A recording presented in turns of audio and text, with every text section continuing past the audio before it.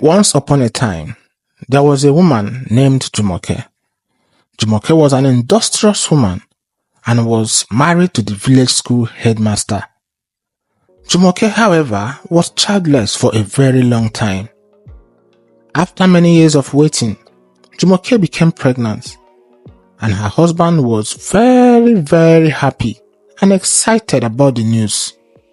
He immediately began to make preparations for the unborn baby. He told all his friends and kinsmen, and also registered for antenatal services in one of the best hospitals outside the town for Jumoke.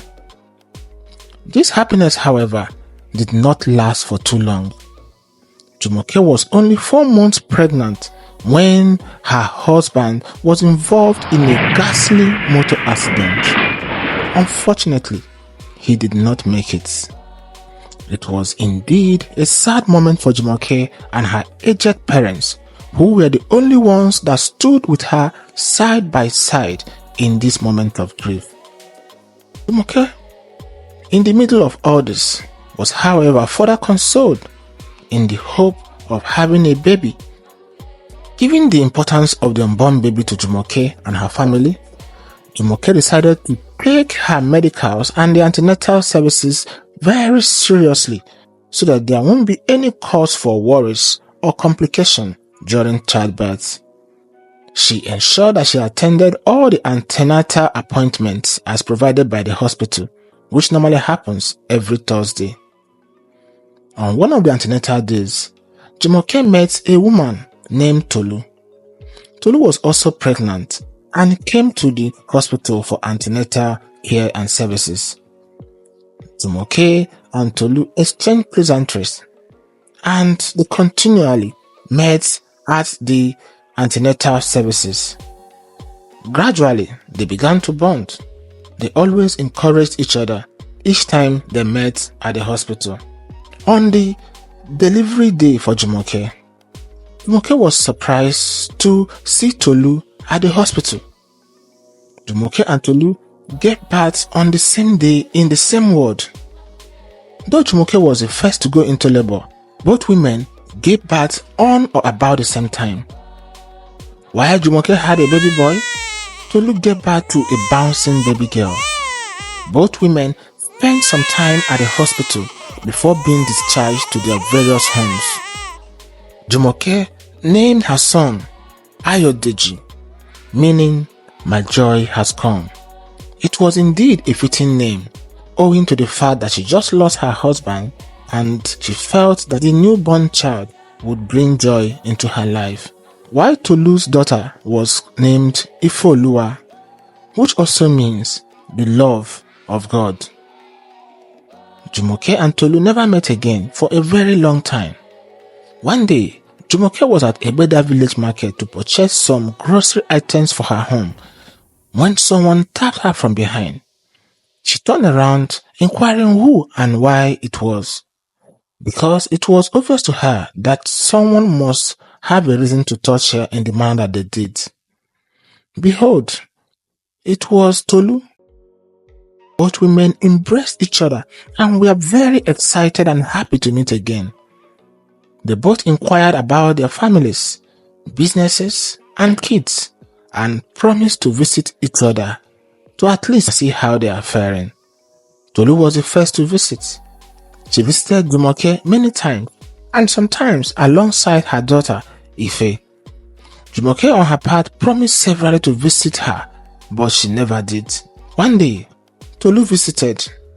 Tolu saw how much Deji had grown into a handsome young boy and teased him, calling him the husband to Ife.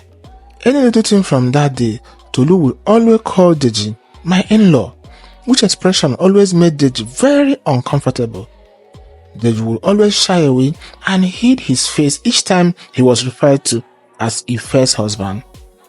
To Tolu, those expressions were just harmless and a mere joke, and she never meant any bit of it. After some times, Tolu and Ife never visited again, and Deji became worried and started feeling their absence. Deji started somehow to miss them and long for Ife and her mother to visit. Occasionally, Deji would ask his mother, Jumoke, about Ife and her mother and would demand that they visit Tolu and her daughter. Jumoke would scoff at it and promise him that they would visit them someday. When Deji was promoted to a higher class in the high school, his desire and dream became even clearer and stronger. He planned to complete his high school, enroll in the university to study medicine, and also hoped to get married to a woman that he would love very much. Oftentimes, he thought that that woman could be Ife, but he kept his thought to himself. Deji would always tell Jumoke that he would build a hospital for her and ensure that she was well cared for at old age. Jumoke always would smile and say, "Ayomi, Amen," meaning, "Amen, my joy." It has now been years since Deji saw Ife and her mother, and Deji was now in a senior class. Jumoke still had refused to take Deji to Tolu's house. Deji began to sense that something must be wrong, but he did not know what it was. His desire to see Ife and her mother became very intense. Deji first looked up Jumoke's room for any clue as to Ife and her mother, their home address, or anything that can leave or give a trace to where they are, and why his mom did not want him to visit Ife and her mother. There must have been something wrong, he said in his mind. One day, Deji was searching Jumoke's room and discovered a secret diary where Jumoke had penned down some news that was shocking to Deji. Jumoke had discovered that Tolu's family was from a clan that was formerly from their village but had been banished as an outcast in that community. That was also the reason why Tolu only visited them mostly at night, claiming that it was due to office work. She never wanted anyone to see her so as not to be identified. When Jumoke discovered that, she had a heated argument with Tolu, which led to a fight. Jumoke vowed that she would never allow or set her eyes again on Tolu. At this moment, it was dawned on Deji that he had to take his destiny into his hand. If he must set his eyes on Ife and her mom again, he must do something, and he had to do it real quickly. He kept this information in his mind and started making plans on how to find Ife. Deji inquired from everybody other than his mother. He was behaving like someone who had lost his mind. He asked his friends at school, trying to describe Ife and her mother, and if anyone had any information or clue on how he could meet with Ife and her mother. Though he did not disclose his interest, he told them that his mom had sent him on an errand to Ife's family. Unfortunately, no one within the village had any credible information on where Ife and her mother were living. One day, Deji met Bisola in school. Bisola and Deji had been friends since childhood. Bisola, noticing how gloomy Deji was, wanted to know what the problem was. Deji initially refused to open up, but Bisola insisted. Deji informed Bisola about his plight and how his mother refused to at least discuss anything with him. Bisola promised to help him. Bisola went home that day, not knowing how to help his friend Deji, but she was determined to do something. She made up her mind that she could tactically ask her parents. She began, "Mom, today we were taught in a history class in school that some people have been designated as outcasts in this community." She inquired from her mom if that was true and why. Bisola's mom quickly covered Bisola's mouth and took her to the room. She told her that it was a taboo to talk about such a delicate topic in the public. She, however, decided to tell Bisola everything about it, in fear that Bisola would not go out and ask the wrong persons. She narrated to Bisola how it happened and that the last incident was about 30 years ago. She said that the family that was involved had been living in a bush called the Bush of Eba. She told her daughter that it was dreadful and that anybody who goes there will not be allowed to reintegrate into the society. Bisola that night contemplated whether it was worth it to reveal her findings to Deji. At school the next day, she met Deji and narrated the news to him. At this moment, Deji knew that he had a very serious situation at hand. Bisola begged Deji not to go there for the sake of his life. That night when Deji went home, he did not sleep until the cock crowed in the morning. He pondered why Ife's family was designated as outcast and how that would have damaged the psyche and mental state of Ife and her family. However, Deji could not muster the audacity to embark on that journey. From that day, Deji started to keep a journal to document his feelings about Ife and hoped to have the resources one day to make that journey. After Deji's high school, Deji got admission to study medicine as he had earlier wished. He quickly resumed at the university. Meanwhile, unknown to Deji, Tolu had also disguised and sent Ife to school in a far neighboring community where she completed her education and got scholarship to study nursing at the same university as Deji.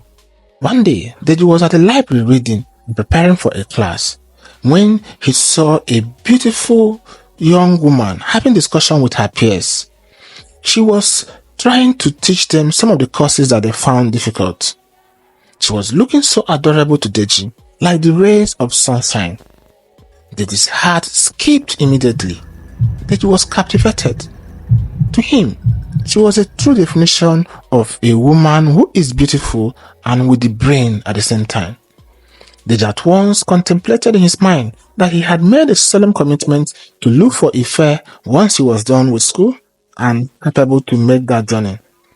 But another voice spoke to him, urging him to just say a word to her, and at least they could become friends. Deji waited for her to complete her conversation with her classmates before he approached her. "Hello, good afternoon," Deji greeted. "Good afternoon," she responded. "My name is Deji. And you?" She replied, "My name is Simbiat." Meanwhile, it was Ife. By now, Ife had grown into a beautiful and adorable woman that not even Deji could even recognize her. Ife had also changed her name multiple times in order to mask her identity so as not to be identified as the girl from the family that was ostracized. Her mother feared stigma and rejection and wanted her to complete her education without any issues. So, Deji and Ife, who is now known to Deji as Simbiat, began to see each other frequently.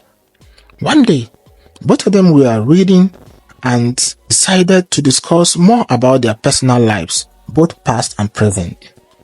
Deji began to narrate to Ife about the lady he fell in love with as a child and how he had felt broken and all alone since she left.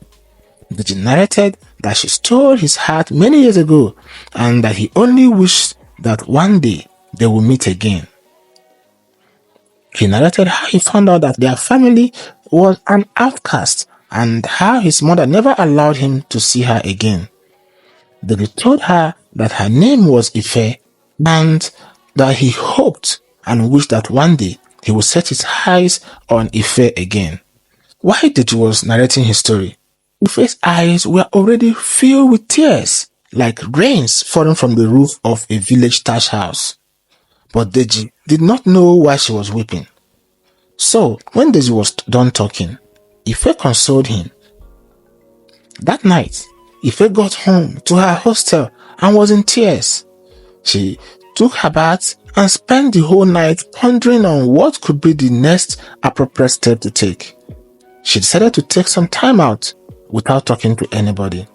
After 2 days, when Deji could not see Ife, Deji started looking for her all over the campus until he found her at the cafeteria. "Where have you been?" Deji said. "I have searched for you everywhere. I want to apologize to you for being insensitive while telling my story. I am sorry for letting you into my pathetic life and bothering you with my personal life. Ife started crying again. Ife then opened up to Deji that she was the Ife and that her family had changed her name several times because of stigma. Deji wept loudly like a child that was stung by a scorpion. It was a mixture of joy and pain as both of them wept. Deji embraced her tightly and he could not say any more word to her. After the meeting, Deji knew that he had a journey to complete. He immediately proposed to Ife and vowed never to let her go away again. He showed Ife his diary and read all the poems he had composed for her while hoping to see her again. It was a moment of joy that no word could vividly describe. Deji made up his mind that it was time to confront his mother and their tradition to either allow him to marry her or leave the community for good. Deji completed his education. He then decided that it was time to travel to the village and inform Jumoke, his mother. When Deji got to the village, he told his mom about the woman he intended to marry. Jumoke was torn in between allowing her only son marry at this moment or get lost to the cold hands of the street women. She, however, opined within her that she actually needed grandchildren, given that Deji was the only son. So, she bought into the idea, trusting in Deji's maturity and capability to make sound decisions. She agreed with Deji, and Deji promised his mother, Jumoke, that his wife-to-be would soon visit them. The moment came, and Ife visited. Deji introduced Ife to Jumoke without having previously disclosed that she was the same Ife once deemed unsuitable due to her family's outcast status. Even Jumoke did not recognize Ife. When Jumoke got to know Ife's real identity, she was angry and sad and felt that her world was coming to an end. She felt that all her labors had been in vain, and she was feeling very helpless and hopeless, like a woman that broke her mother-in-law's 18 vessel filled with water. He stormed out of the house without a word to Deji. Deji was shocked over the change of attitude of her mother on realizing the identity of Ife. He did not know what to do or say, but he knew one thing, that it was Ife and nothing can change his plan to marry her. Later that evening, Jumoke returned to the house with some of her kinsmen, and Deji was expecting the worst to happen. Instead of being upset with Deji, they started speaking in parables, which they seldom interpreted.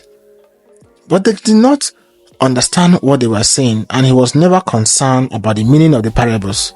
He was only waiting for their application to his situation. After all the parables, Jumoke wept and apologized to Deji and Ife that she had been under the impression that Deji had moved beyond the childhood affection for Ife, perhaps finding love elsewhere, away from the complication tied to Ife's family background. That now she had come to believe that love is thicker than malice, seeing how Deji's heart remained with Ife despite the societal barriers and her own attempts to steer Deji away. Jumoke stood up, embraced Ife, and welcomed her into their home. She promised to stand beside them for better and for worse. In her words, she said, "My son, please accept my sincere and unreserved apologies for my misdeeds. I chose to support hate and evil and worked against you. But today, I acknowledge that I was wrong and I deeply regret it.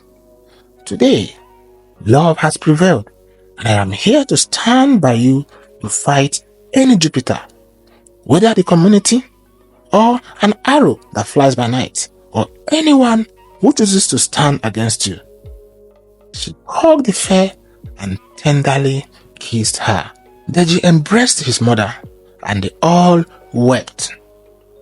Well, with the love and determination of Deji and Ife, changing the ancient tradition of Osu and outcast system in this community, it will be tested only, but in a very short time. Be on the lookout.